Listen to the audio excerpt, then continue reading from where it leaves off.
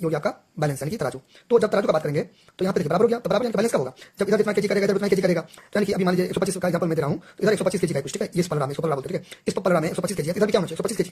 तो इधर तो 25 केजी है पहले से, तो इसको 125 केजी करना है, 125 केजी इधर है, इसको करना है। तो हमने पिछला बात है कि प्रॉब्लम कौन रुकावट कर रहा है, यहाँ पे एक्स, हालांकि एक्स के जगह पर लेके जाता कुछ भी रह सकता है, ठीक है, इसलिए एक्स का वैल्यू निकालना है, क्लियर।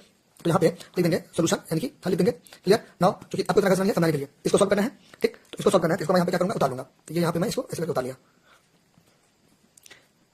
ऐसे करके उतार लिया।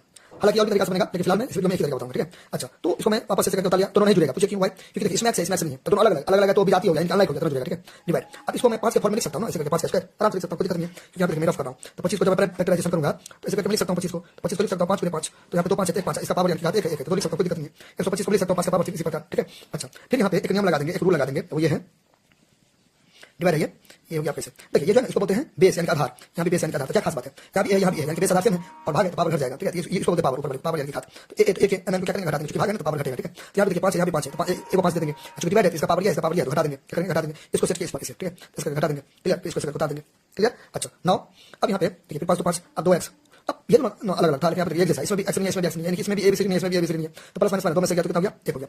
दोनों से बड़ा कौन है, दोनों से बड़ा कौन है 2, 2 का माइनस 2 चिन्ह बड़ी संख्या को, ठीक है। फिर यहाँ पे 5 का पावर 3, अब ये दोनों अलग अलग है, क्योंकि माइनस है ना, तो जो घटेगा मैंने पहले बोला अनलाइक है, अलग अलग है, ठीक है। अच्छा, खास बात क्या है, इधर भी 5 है, ठीक है, यानी कि बराबर है, तो बराबर के इधर भी बेस आधार सेम है और बराबर इधर भी बेस यानी आधार सेम है। क्यों, क्योंकि देखिए बराबर है, इधर भी 5 है, इधर भी 5 है, बेस आधार यानी कि इसको बोलते हैं बेस आधार, इधर भी 5 है, इधर भी 5 है, कट जाएगा। तो जब दोनों तरफ का बेस यानी आधार कट जाता है, इक्वल होता है, तो इसका पावर भी इक्वल होता है, ये भी क्या इक्वल हो गया, ठीक है। जब बेस यानी आधार इक्वल हो गया तो घात यानी पावर भी इक्वल हो जाएगा, तो ये हो गया आपका ऐसे, ठीक है। अच्छा, फिर यहाँ पे 2x 3, अब ये माइनस है, माइनस इधर चला जाएगा तो प्लस हो जाएगा, अगर प्लस रहता इधर जाता तो क्या हो जाता माइनस हो जाता, ठीक है। इसको बोलते हैं शिफ्टिंग या स्थानांतरण या पंचांतरण, ठीक है, या ट्रांसपोजिंग या हाँ वही ट्रांसपोजिंग, ठीक है, बहुत नाम है इसका, ट्रांसपोजिंग या शिफ्टिंग या स्थानांतरण या पंचांतरण या पंचांतर या स्थानांतरण, ठीक है, बहुत सारा नाम है इसका।